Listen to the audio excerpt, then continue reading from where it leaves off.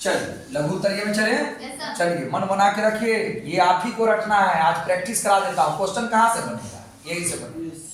चलिए पहला क्वेश्चन है, प्रकाश के अपवर्तन का क्या तात्पर्य है? तो प्रकाश के अपवर्तन की परिभाषा दे दीजिएगा। बोलिए। जब प्रकाश की किरण एक पारदर्शी माध्यम से पारदर्शी माध्यम में जाती है, वह अपने पूर्व पथ से विचलित हो जाती है, मुड़ जाती है। मुड़ने के इसी घटना को प्रकाश का अपवर्तन कहते हैं। ठीक है, हो गया। दूसरा क्वेश्चन, हमारे दैनिक जीवन में प्रकाश के अपवर्तन के उपयोग के दो उदाहरण दीजिए। दो उदाहरण दिए तो प्रकाश के अपवर्तन का दो उदाहरण दीजिए। पता है? करते हैं, बोलो। हाँ, उठा रहेगा, नींबू, दूध हो जाएगा। हाँ, लड़का से थोड़ा रसगुल्ला ही समझ में आ रहा है। 3 हो गया। और बोलिए। हाँ, नदी का जो तल होता है वो थोड़ा वास्तविक तल से ऊपर उठा हुआ प्रतीत होता है। सिक्का जो होता है वो तल से थोड़ा उठा हुआ प्रतीत होता है। यही पर लोग धोखा खा जाते हैं। मछली मारने वाला जो मछुआरा होता है वो भी अगर मछली को मारता है तो इसी तरह से मारता है। मछली जहाँ रहता है, ठीक है ना, हकीकत में वहाँ नहीं रहता है, वो उससे थोड़ा आगे रहता है। ठीक है, और तो वो जाल को क्या करता है? आगे की ओर फेंकता है। ओके, ठीक है। चलो, तो 2 बोला था, 3 4 हो गया। पेंसिल का मुड़ना भी आपको याद होगा। तीसरा है, प्रकाश की एक किरण का अपवर्तन दिखाने के लिए किरण आरेख खींचिए। तो विरल से सघन में जाएगा तो नहीं खींच के दिखा दीजिएगा। तो विरल से सघन में जाएगा तो किधर मोड़िएगा? और जब किरण सघन से विरल में जाएगा तो दोनों चित्र बना के दिखला दीजिएगा। क्वेश्चन पर नजर है ना आपका? मन से कीजिए, मन मार कर कीजिए, मन मार कर कीजिए। हम जैसे टीचर का विषय भी अगर पढ़ने में मन नहीं लग रहा है तो अब क्या पढ़िएगा? नए नवेलों के साथ पढ़ करके आपको नॉलेज कहाँ बढ़ने वाला है? वो तो बस ऐसे ही पढ़िएगा। चलिए चौथा है, हवा में चलती हुई प्रकाश की एक किरण जल में तिरछे प्रवेश करती है। क्या प्रकाश किरण अभिलंब की ओर झुकेगी अथवा अभिलंब से दूर हटेगी? तो हवा में चलती प्रकाश की किरण जल में, तो हवा मतलब विरल माध्यम, जल मतलब सघन माध्यम, और तिरछा आ रही है, आपको बचा रहा है, तिरछा आ रही है। अगर कहता लंबवत आ रहा है तो आप क्या बोलेंगे? बिना मुड़े हुए सीधी निकल जाएगी लंबवत में, लेकिन आपको बचा रहा है, दे दिया है, तिरछे प्रवेश करती है। तो क्या होगा? हवा मतलब विरल, और पानी ने बोला है, जल मतलब सघन। तो आप कहाँ जाएंगे? क्वेश्चन देखिए लिखा हुआ है कि अभिलंब की ओर झुकेगी कि अभिलंब से दूर हटेगी। तो आप क्या बोलेंगे? बताएं क्यों? चित्र बना दीजिएगा और बता दीजिएगा। क्योंकि हवा में प्रकाश का स्पीड ज्यादा है, उसका अपवर्तनांक कम है, जो कुछ याद रहे। और सघन में प्रकाश की स्पीड कम है, अपवर्तनांक ज्यादा है। जब स्पीड कम होगा तो वह उड़ेगा अभिलंब की ओर, और स्पीड बढ़ेगा तो भागेगा अभिलंब से दूर। ऐसा जो आपको जानते हैं चित्र बनाने के बाद लिख देना। लिख देंगे? लिख देंगे ना? अपने मन से लिखिएगा। रटने वाला चीज तो आपको मिल ही जाएगा। आप अंदर से एक्सेप्ट कीजिए कि हाँ, इस सवाल का जवाब हम बोल सकते हैं। अगर कोई पूछ दे तो खड़ा होकर के हम अपने भाषा में बता सकते हैं। चलिए क्वेश्चन नंबर क्या है? 5। कांच की आयताकार सिल्ली में अपवर्तक के 2 किरणों का नामांकित चित्र खींचे। तो आप कल भी कांच का खींचे थे। हवा से कांच में लाइएगा और कांच से कहां मिला दिए? हवा में डाल दीजिएगा। कांच की सिल्ली हो गया, एक गो में दोनों चित्र आ गया। चलिए 2 अपवर्तक समझते हैं ना? 1 बार और 2 बार समझते हैं कि नहीं समझते हैं? छठा है, पानी में रखा हुआ सिक्का कुछ ऊपर उठा हुआ प्रतीत होता है। तो एक तो आंसर वही, वहां पर का आंसर यही हो जाएगा कि पानी में रखा हुआ सिक्का अपने वास्तविक, है ना, अपने वास्तविक जगह से कुछ ऊपर उठा हुआ दिखाई देता है। तो अब आपसे पूछता है क्यों? तो आप बोलेंगे प्रकाश के अपवर्तन के कारण। ओके। सातवां है प्रकाश के अपवर्तन के नियम को लिखे। तो प्रकाश के अपवर्तन को तो दोनों बोलेंगे, बोलिए आपतित किरण, अपवर्तित किरण और आपतन बिंदु पर खींचा गया अभिलंब एक ही समतल में होते हैं। दूसरा भी चाहिए, आपतन कोण की ज्या और अपवर्तन कोण की ज्या का अनुपात एक नियतांक होता है। खत्म कहानी। फिर आपको आगे क्या कह रहा है, आठवां क्वेश्चन, स्नेल के नियम को लिखकर समझाएं। स्नेल के नियम में कौन सा लिखेंगे? दूसरा। अब इसका क्या जवाब देंगे? लिखिए, आपतन कोण की ज्या और अपवर्तन कोण की ज्या का अनुपात नियतांक होता है। ये दूसरा नियम ही स्नेल है ना मालूम। अब इसको थोड़ा और लंबराना है, समझाना है, समझाते रहिए। बोलिए साइन आई बट्टे साइन आर बराबर एक नियतांक हो गया। इसे ही स्नेल का नियम कहते हैं, क्योंकि स्नेल नाम के वैज्ञानिक ने किस नियम का प्रतिपादन किया था? जानबूझ के प्रतिपादन बोला हूँ, कुछ समझ गए तो ठीक, वरना पूछिए। इस नियम को उन्होंने ही दिया था, कुछ नहीं, शब्दों को पकड़ सकते हैं आप, कुछ नहीं। क्या टीपू सुल्तान बाबू, आपकी तलवार कहाँ है? इतने महान शासक हुए हमारे टीपू सुल्तान साहब, ठीक, कहाँ के हुए हैं मालूम? नहीं, मैसूर के हुए। रजी सर से पूछिए कहाँ के हुए? मैसूर नाम के जगह के, है ना। अपने दौर के बहुत अच्छे शासक हुए। शासक मतलब राजा हुए, शासन करने वाले तो शासक है, टीपू सुल्तान, है ना। तो उनकी तलवार में बहुत दम था। वो तलवार कहाँ है? वो तलवार से भी ज्यादा दम लाना है तो कॉपी कलम साथ में रहिए, सीधे उम्र आ जाते हैं। नौवां है, हीरे का अपवर्तनांक 2.42 है। इस कथन का क्या अर्थ है? तो आप आंसर क्या देंगे? प्रकाश की तुलना में हवा, प्रकाश जब हवा में जाती है उस तुलना में, है ना, उसको आप बोल सकते हैं, अपने मन से बताना है कि हवा में प्रकाश की चाल अधिक होती है और उस तुलना में कांच में प्रकाश की चाल कम होती है। क्या होती है? कम होती है, ठीक है। इसीलिए हीरे का अपवर्तनांक 2.4। देखो आंसर दिया है, प्रकाश हीरे में, है ना, निर्वात की अपेक्षा इतना गुनी धीमी चाल से चलती है, कितना गुनी धीमी चाल से चलती है। तो अपवर्तनांक का मतलब देख लिए, हीरे का अपवर्तनांक। चलो इसी पर एक जवाब अपने मन से दो तो हमको। ये किसका? पानी का है। ये पानी का अपवर्तनांक कितना होता है? बोलिए,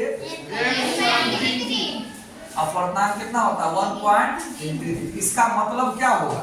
इसका मतलब देखकर वहां से बोलिए प्रकाश। आंसर देखिए वहीं पर से, प्रकाश पानी में निर्वात की अपेक्षा 1.33 गुनी धीमी चाल से चलता है। निर्वात की तुलना में तो सबका चाल धीमा ही रहेगा। निर्वात में सबसे ज्यादा 3 लाख किलोमीटर प्रति सेकेंड, उसकी तुलना में तो सब में क्या होगा? सब में क्या होगा? धीमा ही होगा। अब समझ गया? चलिए बढ़े आगे। 10वां है, प्रकाश की एक किरण पुंज पानी पर तैरते तारपीन की परत पर आपतित होती है। यदि वायु, तारपीन और पानी के अपवर्तनांक इतना हो तो समझाइए किरण पुंज किस प्रकार वायु से तारपीन और फिर तारपीन से पानी में जाएगी। देखिए बहुत आसान, चिंता न करें। आप यहाँ पर क्या पढ़े थे? हवा। अब क्या पढ़े थे? कांच। फिर क्या पढ़े थे? हवा। घबराए नहीं, ये हवा को हवा रहा, उसने वायु कह दिया है। वायु के बाद इसने कांच को क्या बोला है? तारपीन। क्या बोला है बेटा? तारपीन। और तारपीन के बाद आपको फिर क्या बोला है? पानी। क्या बोला है बाबू? चिंता मत करें, सब देखिए अभी समझ में आ जाएगा, डरिए मत। अपवर्तनांक दे दिया है, घबराने की जरूरत नहीं है।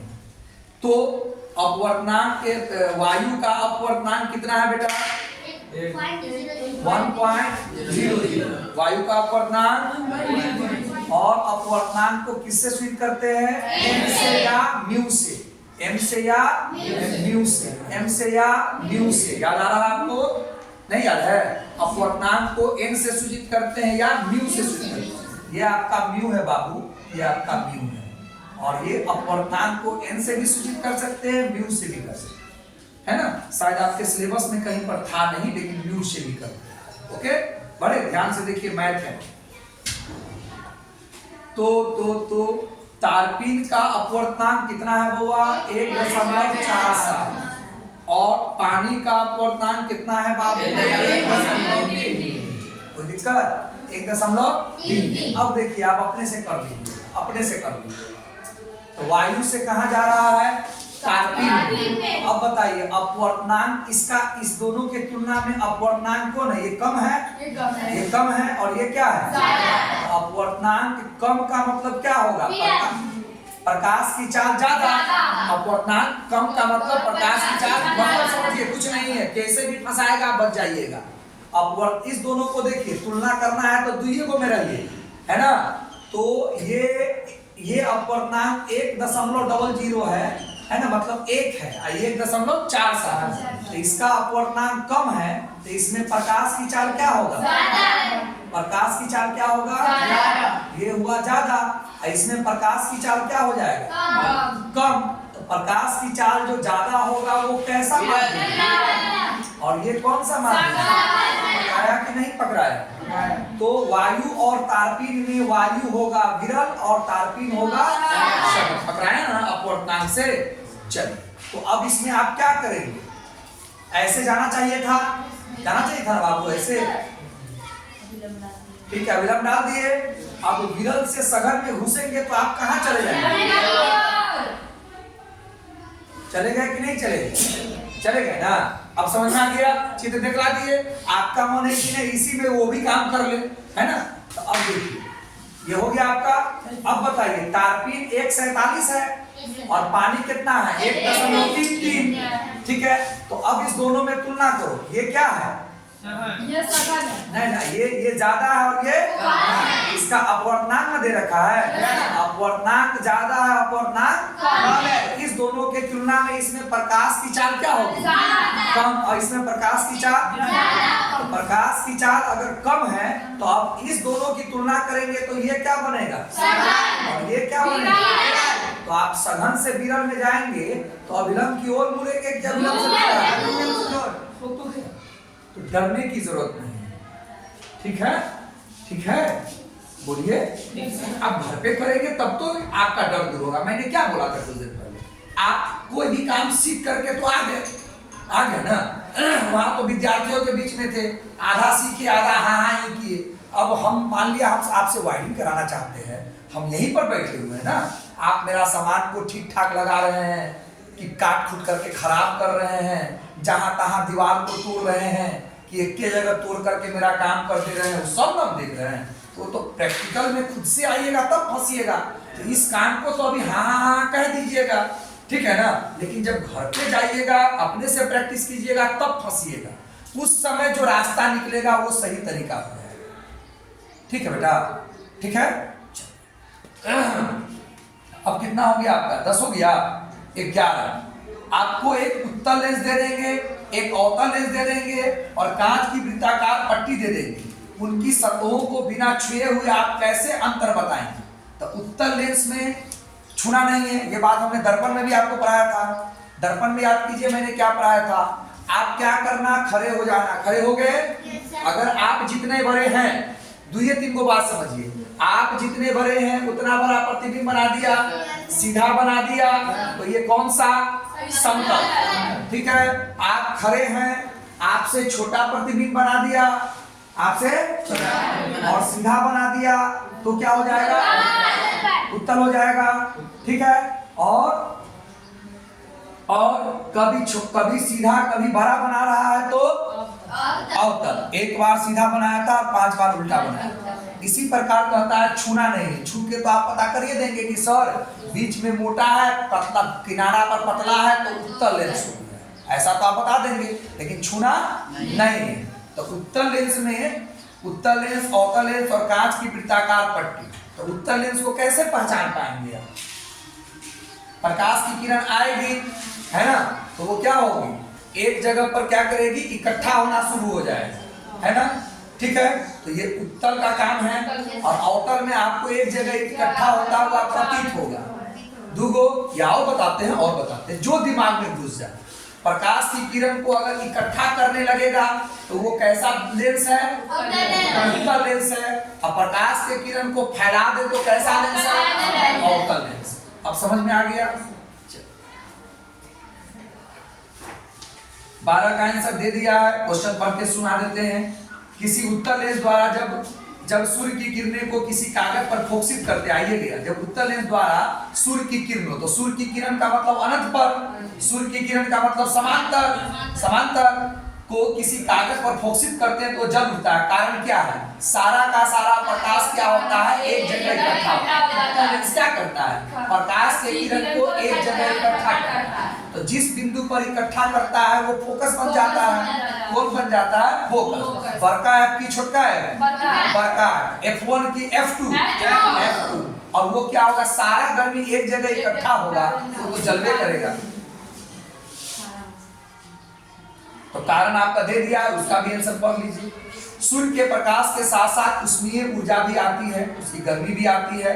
अतः जब उत्तल लेंस द्वारा हम सूर्य से आती किरणों को कागज पर फोकसित करते हैं तो प्रकाश के साथ उष्मा भी कागज के छोटे हिस्से पर फोकसित होती है। तो छोटा हिस्सा मतलब वही फोकस, जिसके कागज का वो हिस्सा जल जाता है। 12 हो गया आपका। 13 है, उत्तल लेंस को आंख के सामने रखकर सूर्य को देखना क्यों मना है? क्योंकि उत्तल लेंस क्या करेगा? सारे प्रकाश को आंख पर ला देगा।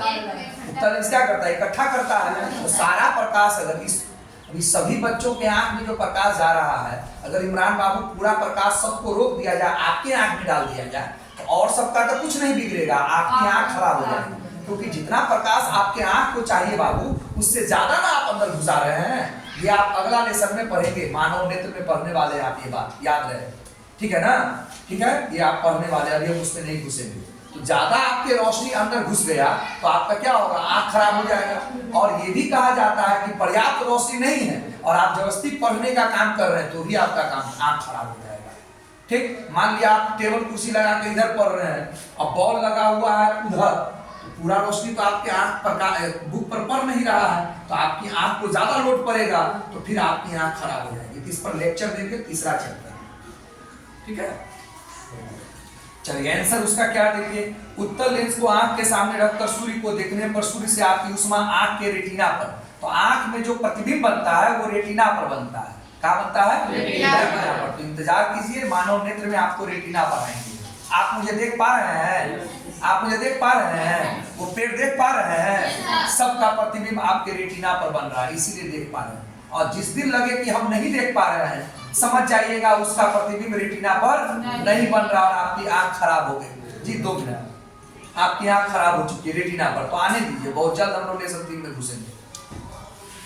चलिए, आंख की रेटिना पर फोकसित होती है और उसको अत्यधिक क्षति माने नुकसान पहुंचा सकती है।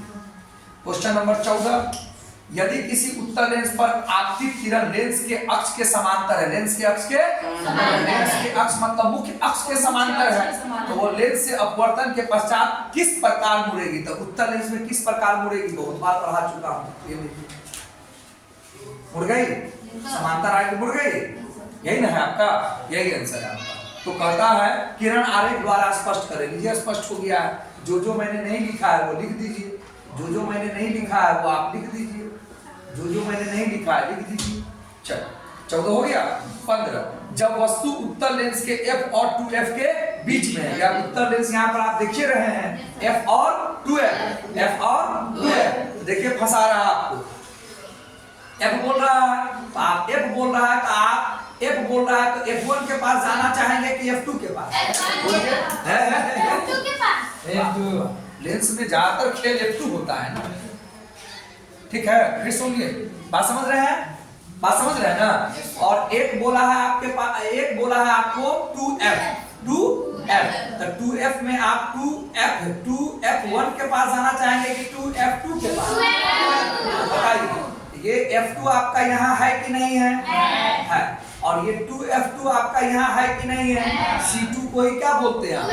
2f2 बोलते हैं। तो क्या बोला है, क्वेश्चन क्या है, जब वस्तु उत्तल लेंस के f और 2f के बीच स्थित हो तो प्रतिबिंब बनने के किरण आरेख द्वारा समझाया। फिर मामला फंसा। क्या मामला फंसा? ये सारी बात अपनी जगह पर सही है। वस्तु को हमेशा किधर रखनी चाहिए? इधर आपको f2 मिलेगा? बोलिए बोलिए, अरे हर तरह से समझिए भाई। और उधर आपको 2f2 मिलेगा, C2 मिलेगा, तो क्या मिलेगा? f1। बात किसकी हो रही है और बात किसकी हो रही है? अब समझ में आया जी। देखिए, आप क्या जानते थे, f बोलेगा तो आप किसके पास जाएंगे? f2 के पास जाएंगे। और 2f बोलेगा तो आप 2f2 के पास जाएंगे। और 2f2 किसको बोलते हैं? f2 और C2 के पास जाएंगे तो वो बाईं ओर दिख रहा है कि दाईं ओर दिख रहा है? तो वस्तु को दाईं ओर रखा जाता है, बाईं ओर रखा जाता है। इसका मतलब वो अभी ये कहना चाह रहा है, ये कहना चाह रहा है वस्तु को कहाँ रखना है? f1 और C1 के बीच में रखना है। तो इसका भी किरण आरेख आपको पता है, ठीक है। आप बना के देखिए, बॉक्स में लिखा हुआ आंसर, अभी बॉक्स खोलिएगा आंसर मिल जाएगा आपको, बना कर देखिए। चलिए 16 है, अवतल लेंस और उत्तल लेंस के अंतर को स्पष्ट करें। तो देखिए आंसर नीचे लिखा हुआ है। उत्तल लेंस क्या होता है? किनारों की अपेक्षा बीच में मोटा। अवतल लेंस क्या होता है? किनारों की अपेक्षा बीच में पतला। और उत्तल लेंस क्या करता है? प्रकाश को इकट्ठा करता है। तो इकट्ठा करने को क्या बोलते हैं? अभिसरित। अवतल, देखते रहिए आंसर तो दे ही दिया है। अवतल लेंस क्या करता है? प्रकाश को अपसारित करता है। उसके बाद क्या है? इसका फोकस वास्तविक होता है। उत्तल लेंस में क्या होता है? वास्तव में मिलता है। अवतल लेंस में मिलता हुआ प्रतीत होता है, तो वहां काल्पनिक हो जाता है, ठीक है। इसको रोकिए जरा सा, गार्जियन हमसे मिलिए, दूसरा वीडियो मार दीजिए।